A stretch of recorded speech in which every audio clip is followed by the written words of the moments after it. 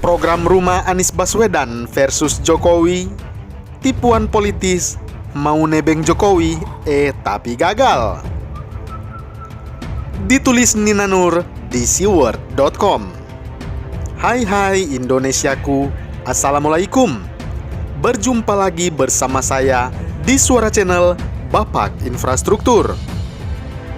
Rumah murah memang menjadi salah satu kebutuhan pokok masyarakat Indonesia pada umumnya.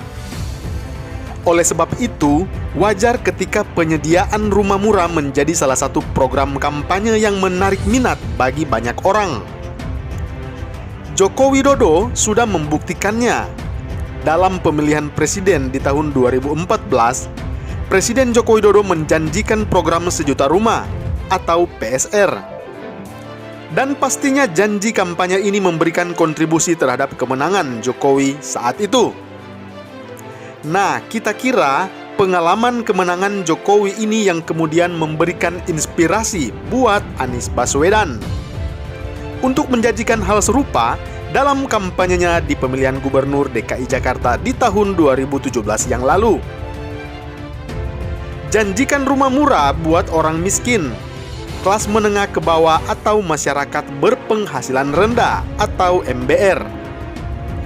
Anies Baswedan sendiri menyebut ada 50% warga DKI Jakarta yang belum punya rumah sendiri.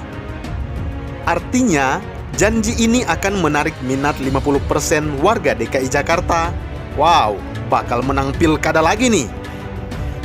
Anies Baswedan pasti melihat bahwa ternyata janji PSR Jokowi sudah terrealisasi sejak tahun 2015 dan tiap tahunnya hingga di tahun 2017. Presiden Joko Widodo sudah membangun 800 hingga 900 ribuan rumah. Anies Baswedan dalam debat Pilgub 2017 yang lalu menegaskan bahwa pihaknya tidak membangun rumah.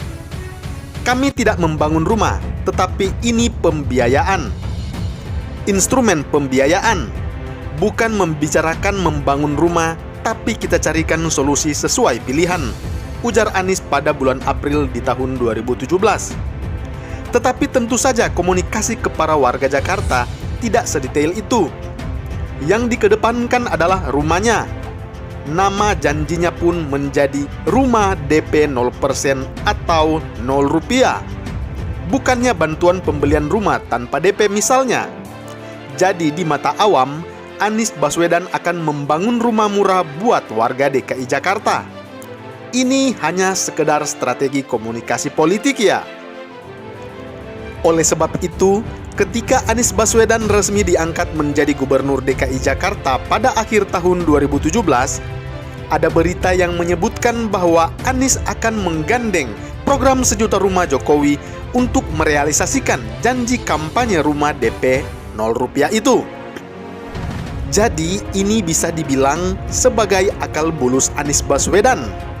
Presiden Joko Widodo yang kerja bikin rumah, Anies tinggal nebeng.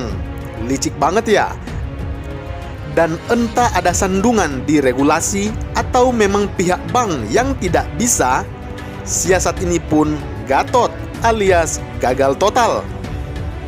Hingga akhirnya di awal tahun 2018, Anies Baswedan terpaksa bikin rumah sendiri buat merealisasikan janjinya itu. Rumah tapak pun berubah menjadi rumah susun. Iya, bener DP-nya 0 rupiah, tetapi cicilannya mahal, di atas 1 juta rupiah. Dan persyaratan pun berubah-ubah. Janjinya buat warga miskin, nyatanya harus punya penghasilan sekitar 4 juta hingga 7 juta rupiah per bulan untuk mengakomodasi cicilan 30% dari penghasilan sebulan. Makin jauh dari program sejuta rumah Jokowi. Program sejuta rumah Jokowi berjalan sesuai janji. Memang ada tahun-tahun tertentu di mana jumlahnya tidak pas sejuta, tetapi paling tidak mendekati. Rincian realisasinya sejak tahun 2015 hingga tahun 2020 berikut ini. Di tahun 2015 telah terbangun 699.770 unit rumah. Dan di tahun 2016 telah terbangun 805.169 unit rumah. Kemudian di tahun 2017 telah terbangun 904.758 unit rumah. Dilanjutkan di tahun 2018 telah terbangun 1.132.621 unit rumah. Di tahun 2019 telah terbangun 1.257.852 unit rumah. Dan di tahun kemarin, tahun 2020, telah terbangun 965.217 unit rumah. Sudah berapa juta rakyat yang tertolong oleh program Rumah Jokowi? DP-nya hanya 1%.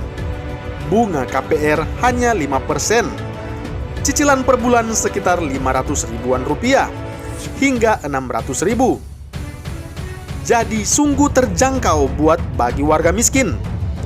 Dan sesuai janji Presiden Joko Widodo kan, nggak pakai tipu-tipu, politis, nggak pakai tata kata, bermain kata-kata.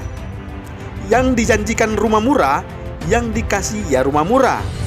Inilah kalau janji pemimpin yang ikhlas dan berkelas. Kalau masih ada kadrun yang memuja Anies Baswedan sebagai pemimpin amanah, sebut saja kata kunci ini. Kepgub 558 tahun 2020. Apa itu? Ya, itu adalah keputusan Gubernur Anies Baswedan yang mengubah batasan besarnya penghasilan calon pembeli rumah DP 0 rupiah.